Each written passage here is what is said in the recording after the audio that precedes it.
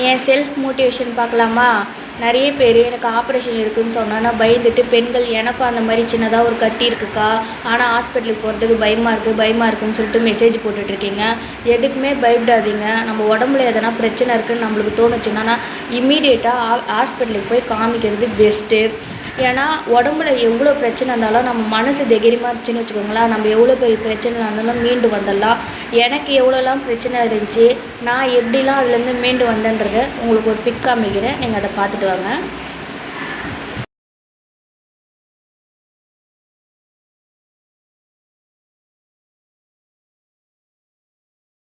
பார்த்துட்டிங்களா? அது எல்லாமே எனக்கு இருக்கக்கூடிய ப்ராப்ளத்தோடைய சர்டிஃபிகேட்டு தான். எனக்கு என்ன ப்ராப்ளம் ஆச்சுன்னா, எனக்கு வந்து பையன் வந்து ஆப்ரேஷன் பண்ணி தான் பிறந்தான். ஆப்ரேஷன் பண்ணி பிறந்து 1 வீக்லேயே டாக்டர் வந்து டெஸ்ட் பண்ணும்போது உங்களுக்கு நுரையீரல் ஏதோ பாதிப்பு இருக்கிற மாதிரி இருக்குது, நீங்கள் போய் எக்ஸ்ரே ஸ்கேன் எடுத்துகிட்டு வாங்கன்னு சொல்லி அனுப்பிச்சிட்டாங்க. நாங்களும் எக்ஸ்ரே ஸ்கேன், சிடி ஸ்கேன்லாம் எடுத்துகிட்டு போயிட்டு காமிச்சதுக்கு ஆமாம் உங்களுக்கு வந்து நுரையீரலில் நீர் கோத்துட்ருக்கு, அதுக்காக சின்னதாக இங்கே ஹோல்ஸ் போட்டு உங்களுக்கு வந்து நீர் எடுத்துக்கிட்டு வரோம் அப்படின்னு சொல்லிட்டு நீர் எடுக்கிறதுக்கு ஹோல்ஸ் போட்டாங்க. ஒரு 10 நாள் 20 நாள் ஆச்சு. அந்த நீர் வந்துக்கிட்டே தான் இருந்ததுன்னு சொல்லிட்டு இன்னொரு இடத்துல போடணும் அப்படின்னு சொல்லிட்டு இன்னொரு ஹோல்ஸ் போட்டாங்க. அப்படி போட்டோடனையும் வந்துக்கிட்டே தான் இருந்தது. இந்த மாதிரி வந்துக்கிட்டே இருக்குன்னு அவங்க டாக்டர் ஸ்கூல்லலாம் பேசிக்கிட்டு சரி இந்த பேஷண்ட் வந்து ஜிஹெச்க்கு அனுப்பி பார்க்கலாம், கேஎம்சியில் அட்மிட் ஆகியிருந்தேன். அப்படி வந்துக்கிட்டே தான் இருந்தது. ஒரு 1.5 மாதம் வந்து எனக்கு அந்த பைப்பு போட்டே தான் வச்சுருந்தாங்க. அந்த நீர் வந்து நிற்கவே இல்லை. அதுக்கப்புறம் இந்த பேஷண்ட்டு ஜிஹெச்சுக்கு மாற்றலான்னு சொல்லிட்டு அங்கேருந்து என்னை ஜிஹெச்சுக்கு மாற்றுறாங்க. ஜிஹெச்சுக்கு மாற்றும் போது அவங்க என்ன பண்ணாங்க, இவங்க 2 பேரும் ஹோல்ஸ் போட்டு இந்த பைப் போட்டாங்க பார்த்தீங்களா, அதெல்லாம் பார்த்தாதுன்னு அவங்க புதுசாக ஒரு ஹோல்ஸ் போட்டு நீர் எடுத்து அவங்க ஒரு 30 நாள் 45 நாள் பெட்லேயே வச்சுருந்தாங்க. அப்புறம் அந்த நீர் வந்து வர்றது நிற்கலை. அது எதுக்காக வருது, ஏன் வருதுன்னு சொல்லிட்டு டாக்டருக்குள்ளேயே கன்சல்ட் பண்ணிக்கிட்டாங்க. அது ஏதோ சொர்க்கம் போல், அதை அவங்களுக்குள்ளேயே கன்சல்ட் பண்ணிக்கிட்டாங்க. அதுக்கப்புறம் இதுக்கு ஒரு முடிவே இல்லை, இதுக்கு வந்து ஓப்பன் சர்ஜரி தான் ஒரு முடிவு அப்படின்னு சொல்லிட்டு என்ன பண்ணாங்கன்னா, இங்கேருந்து பின்னாடி வரைக்கும் எனக்கு வந்து நுரையீரல் ஓப்பன் சர்ஜரி பண்ணிட்டாங்க. நான் வந்து கிட்டத்தட்ட பையன் பிறந்து வந்து 4 மாதம் வந்து நான் ஆஸ்பத்திரியில் தான் அட்மிட் ஆகியிருந்தேன். படுத்த படுக்கையாக பாத்ரூம்லேருந்து எல்லாமே வந்து 10 படிக்கிலே தான் எனக்கு போயிட்டு இருந்தது. அந்த அளவுக்கு நான் ஹாஸ்பிட்டலில் கஷ்டப்பட்டேன். என் பையன் பிறந்து என் பையனை கூட என் கூட வச்சுக்க முடியாத நிலமை. டாக்டர்ஸ்லாம் வந்து அவங்களுக்குள்ளவே சீரியஸு அப்படி இப்படின்னு பேசும்போது கூட நான் மனசுக்குள்ளே வந்து இந்த மாதிரி வந்து எனக்கு வந்து நான் இதுக்கு முன்னாடி வந்து அல்லாஹ்கிட்ட வேண்டிக்கிட்டது அது ஒண்டி தான். இதுக்கு முன்னாடி என் உயிர் போயிருந்தாலும் பரவாயில்ல, ஆனால் இப்போ வந்து என் உயிர் போகக்கூடாது. ஏன்னா என் பையன் பிறந்து என் பையன் கூட நான் வாழவே இல்லை. அவன் முகத்தையே நான் 2 நாள் தான் பார்த்தேன். அதனால் அந்த 2 நாள் பார்த்ததோடு வந்து என் பையன் கூட வந்து எனக்கு வாழணும்னு ஆசை இருக்குது, அவன் கூட நான் வாழணும், இப்போ என் உயிர் போகக்கூடாது அப்படின்னு சொல்லிட்டு ரொம்ப அல்லாஹ்கிட்ட அழுது நான் அல்லாஹ் மனசில் நினச்சிக்கிட்டேன்.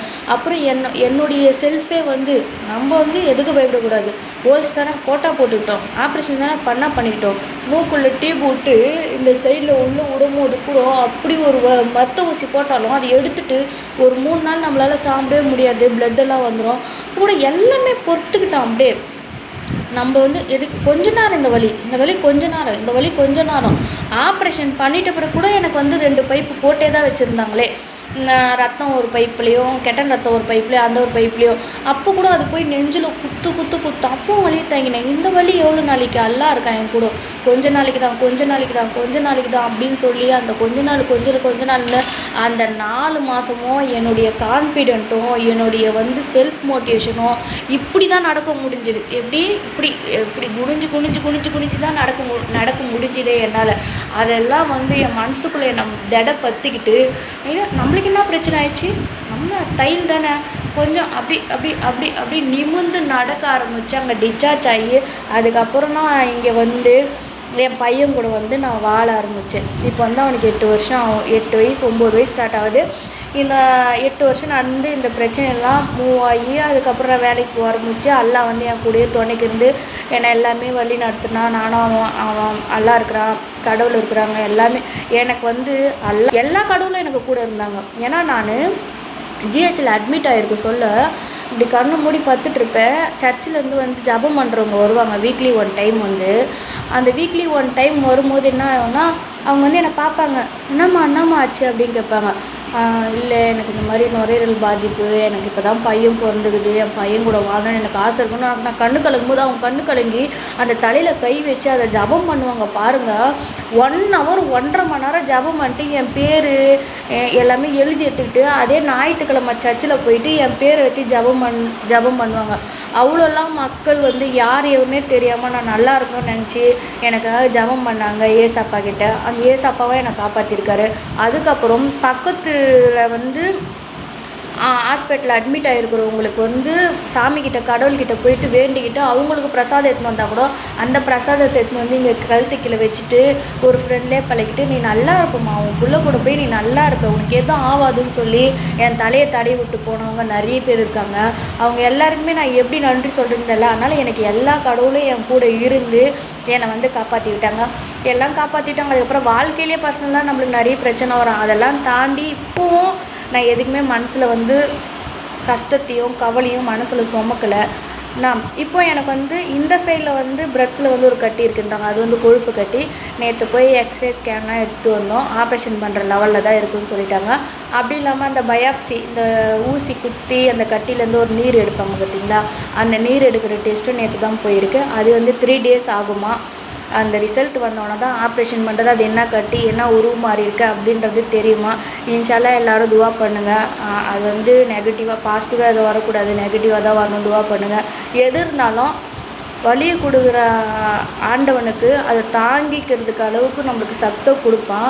எல்லாருக்குமே வலியை கொடுக்குறான்னா அதை தாங்கிக்கிற அளவுக்கு நம்மளுக்கு வந்து மன தைரியம் கொடுக்கறதுனால தான் ஆண்டவன் நம்மளுக்கு கொடுப்பான். அந்த நம்பிக்கை எனக்கு இருக்குது. இந்த ஆப்ரேஷனில் இருந்தும் நான் வந்து சக்ஸஸாக வந்து வெளியே வருவேன், மீண்டு வருவேன்றது எனக்கு நம்பிக்கை இருக்குது. என் பிரச்சனையெல்லாம் நீங்கள் வந்து நான் இந்த பொண்ணு நுரையீரல் அப்படி இப்படின்னு சொல்லிட்டு இதெல்லாம் சும்மாவா. ஏன்னா நான் வந்து இத்தனை நாள் வரைக்கும் நான் வந்து சிம்பத்தி க்ரியேட் பண்ணி வீடியோ போட்டதில்லை. இதான் ஃபஸ்ட் டைம். அது சிம்பத்தி நீங்கள் நினைக்கக்கூடாதுல. இது வந்து செல்ஃப் மோட்டிவேஷன். எவ்வளோ பெரிய பிரச்சனை இருந்தாலும் நான் வந்து நம்ம மீண்டு வரலான்றதை உங்களுக்கு காமிக்கிறேன். ஏன்னா சின்ன சின்ன பிரச்சனைக்கு வந்து நீங்கள் ஹாஸ்பிட்டலுக்கு போக மாட்டீங்க. இந்த பொண்ணு பாரு இந்த ஹாஸ்பிட்டலுக்கு போயிட்டு வந்து எவ்வளோ இதுவாக இருக்குது அப்படின்னு நீங்கள் நினைக்கணுன்றதுக்காக தான் காமிச்சேன். இதெல்லாம் பாருங்கள், இதெல்லாம் வந்து உங்களுக்கு ஆல்ரெடி காமிச்சு. இதெல்லாம் வந்து எனக்கு நுரையீரல் பண்ண சர்டிஃபிகேட்டு, பயாப்சி போன சர்டிஃபிகேட்டு, இதெல்லாம் நிறைய எல்லாத்துக்குமே எனக்கு சர்டிஃபிகேட் இருக்குது. அதனால் இதெல்லாம் வந்து ஃபேக்கு நினச்சிடாதீங்க, இதெல்லாம் உண்மை. நீங்களும் செல்ஃப் மோட்டிவேஷனாக இருங்க. உங்கள் உடம்புலையும் சரி உங்கள் மனசுலேயும் சரி எந்த பிரச்சனை வந்தாலும் அது வந்து கொஞ்ச நாளைக்கு தான், இது நீண்ட நாளைக்கு அது இருக்க போகிறது இல்லை அப்படின்றத மைண்ட் செட்டு பண்ணிவிட்டு எல்லாத்துலேருந்தே மீண்டு வாங்க. உடம்புல மட்டும் இல்லை, மனசில் கஷ்டத்தில் கவலையில் எல்லாத்துலேயுமே மீண்டு வரலாம். அதுக்கு உண்டான சக்தி நம்மளுக்கு ஆண்டவன் கொடுத்துருப்பான். அதனால் நீங்களும் கண்டிப்பாக என்ன மாதிரி செல்ஃப் மோட்டிவேஷனாக இருங்க. பாய்.